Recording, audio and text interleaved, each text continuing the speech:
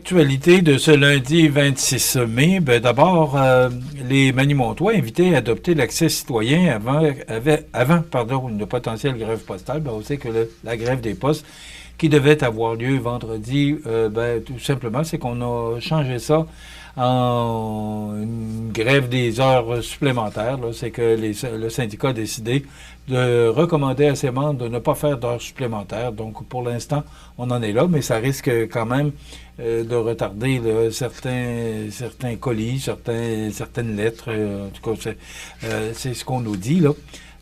Et la ville de Montmagny, justement, en raison de ce possible conflit, lance un appel à tous ses citoyens et entreprises à l'effet qu'il serait temps de créer leur accès citoyen pour profiter pleinement des nombreux services municipaux disponibles en ligne. Grâce à la plateforme en ligne accessible via le site officiel ville.montmagny.qc.ca, pour ceux qui sont familiers avec ça, vous pouvez gérer plusieurs démarches municipales sans vous déplacer, que ce soit une activité de loisir, consulter un compte de taxes ou encore faire une demande de permis. On peut le faire maintenant via le site de la ville avec un même outil, c'est l'accès citoyen. Alors, je vous fais fi de tous les détails que ça comporte, mais si jamais vous désirez avoir l'accès citoyen, vous pouvez communiquer avec la ville de Montmagny si vous voulez avoir de l'aide pour pouvoir procéder à l'installation de votre propre accès citoyen. Et vous pouvez avoir de multiples informations via le site de la ville de Montmagny. On vous en a parlé beaucoup du salon des vins spiritueux qui avait lieu le 15 mai dernier parce que CMA TV était partenaire dans cette émission-là. Donc,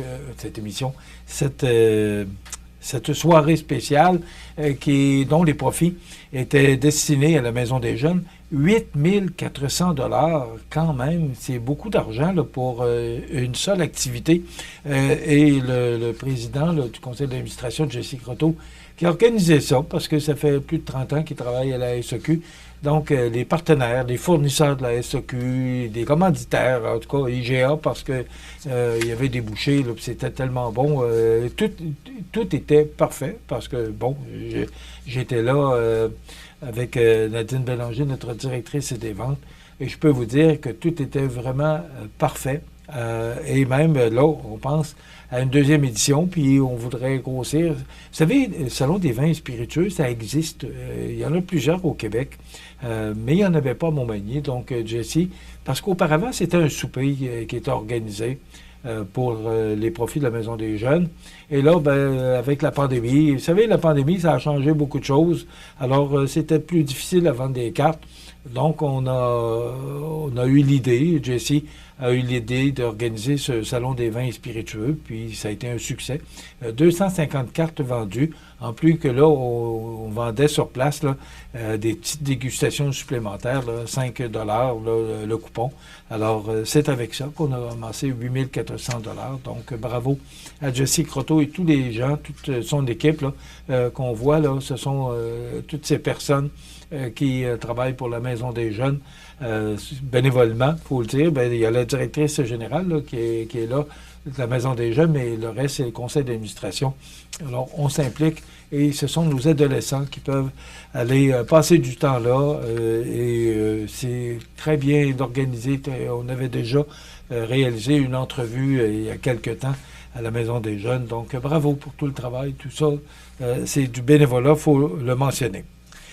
Le Conseil québécois du patrimoine vivant qui vient de dévoiler une nouvelle publication phare sur un pan essentiel de notre culture, soit des festivals trad du Québec, dont notre Carrefour mondial de l'accordéon. Donc, intitulé « Les traditions culturelles du Québec en chiffres », volume 10, ce document brosse le portrait de 22 festivals majeurs centrés sur les arts de la tradition orale à partir de données récoltées par un sondage mené en 2023-2024. Donc, on parle du Festival Mémoire et Racines à Joliette, mais aussi du Carrefour mondial de l'accordéon de Montmagny ou encore le Rendez-vous des Grandes Gueules à Trois-Pistoles, qui illustre à merveille, je pense que j'ai dit Trois-Rivières durant le bulletin, c'est Trois-Pistoles, qui illustre à merveille la diversité et la vitalité de ces rassemblements culturels. Donc, on apprend notamment que plusieurs de ces festivals ont franchi le cap des 30 ans comme le nôtre, là, je pense que c'est 35 ou 36, là, preuve de leur ancrage dans le paysage culturel québécois, où on peut dire que le Carrefour mondial de l'accordéon de Montmagny fait partie du paysage culturel québécois. Donc, voilà pour ce 10e volume qui vise autant à faire connaître le dynamisme de ce secteur qu'à interpeller les partenaires publics et privés pour mieux soutenir son développement. Alors, voilà une belle nouvelle pour parler de nos festivals trad dans notre région. On parle beaucoup sur la scène provinciale, nationale et internationale. Vous savez, je le dis souvent, que je me sers beaucoup des médias nationaux, là, comme le Journal de Québec, la presse, un petit peu moins le Devoir, mais pour justement parler des grands titres de l'actualité, ou du moins ce qu'on retient. C'est pas nécessairement des grands titres, mais ce qu'on retient, ou ce que moi me retient plus mon attention par rapport à l'actualité sur la scène provinciale, nationale et internationale. Payer 1 million par an, parce qu'on parle beaucoup, ce que je voulais vous dire, c'est qu'on parle beaucoup que tout nous coûte cher. Ben, écoutez, ça, c'est sous la plume de Gabriel Côté du Journal de Québec ce matin. La rémunération du président directeur général du projet de train à grande vitesse entre Québec et Toronto, c'est un projet, OK? Pourrait dépasser 1 million de dollars chaque année. Ça, c'est sans compter les bonis. Alors, c'est ce qu'on apprend ce matin, là, que le grand patron d'Alto, via le TGF, Martin Humblot, empochera un salaire annuel de base allant de 562 200 $ à 661 400 $, selon le résumé du plan d'entreprise de l'organisation.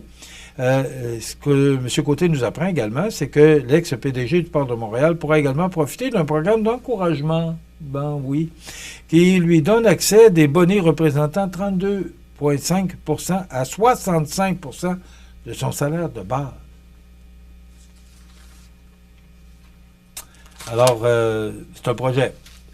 Ça n'existe pas. Il doit présenter le projet pour que le gouvernement fédéral puisse approuver ce projet-là. Et il y a d'autres dirigeants, il y a d'autres personnes à ses côtés, là. Ce qu'on mentionne, c'est beaucoup plus que ce que gagne le PDG de Via Rail, dont la rémunération totale annuelle, en passant, M. Humblot nous dit qu'il dirige 150 personnes, 150 employés, et le PDG de Via Rail, dont la rémunération totale annuelle peut atteindre environ 575 000 $, alors que l'organisation compte autour de 3 500 employés, selon les plus récentes données disponibles. Donc, c'est ce que nous apprend Gabriel Côté du Journal de Québec ce matin. On en jase, ça fait partie de l'actualité, parce que c'est nos impôts qui payent ces salaires-là. Alors, ça fait partie de l'actualité. Il y a un sondage ce matin dans le Journal de Québec, la monarchie aux oubliettes. Vous savez que le roi Charles III sera à Ottawa ce midi. Il sera à Ottawa pour 24 heures pour la lecture du blanc de mémoire, le discours du trône. Merci. C'est demain, ça se passe demain matin vers 9h30. Là. Alors, il sera là pour ça, donc on va le recevoir. Justement, à cet effet, on a publié un sondage ce matin. Êtes-vous favorable ou défavorable à l'invitation du roi Charles III de venir faire le discours du trône au Canada à l'ouverture de la prochaine session Parlement du Canada? Diriez-vous que vous êtes personnellement attaché... excusez, je vais répondre. Êtes-vous favorable ou défavorable? On dit qu'on est à 47 % défavorable, 36 % favorable et 16 % qui ont refusé de répondre. Donc, il y en a plus de défavorables que favorables. À la question, diriez-vous que vous êtes personnellement attaché ou non à la monarchie britannique? Et là, ça fait un petit peu plus mal. 87 % non. Ils ne sont pas attachés à la monarchie britannique. Au dernier sondage, en septembre 2022, c'était 81 %. Si un référendum avait lieu aujourd'hui pour décider si le Canada devrait mettre fin à son lien avec la monarchie britannique et devenir une république ou non, pour quelle option voteriez-vous?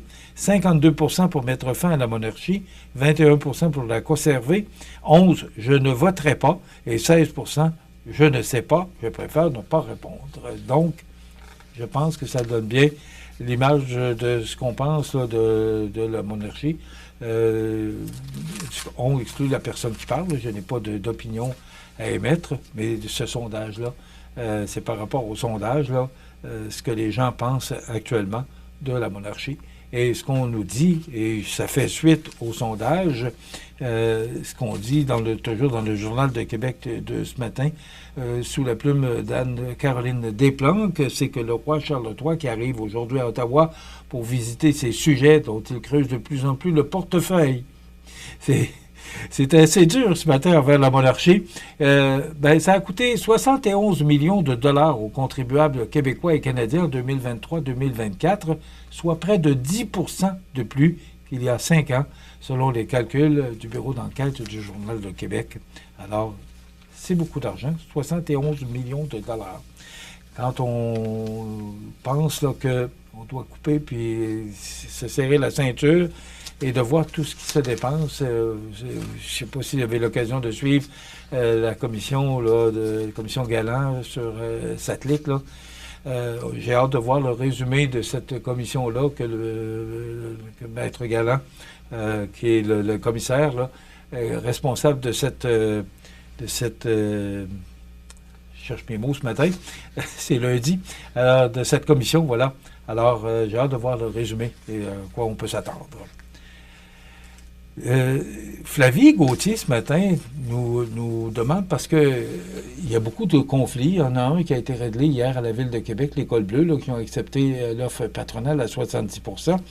Mais depuis quelques semaines, des conflits de travail qui émergent au Québec, une situation multifactorielle, selon Maître Claude Gravel. C'est sous la plume de Flavie Gauthier, pardon. Ce qu'on nous dit, c'est que pour cet avocat en droit du travail, la pandémie a joué un rôle dans l'apparition de ces conflits.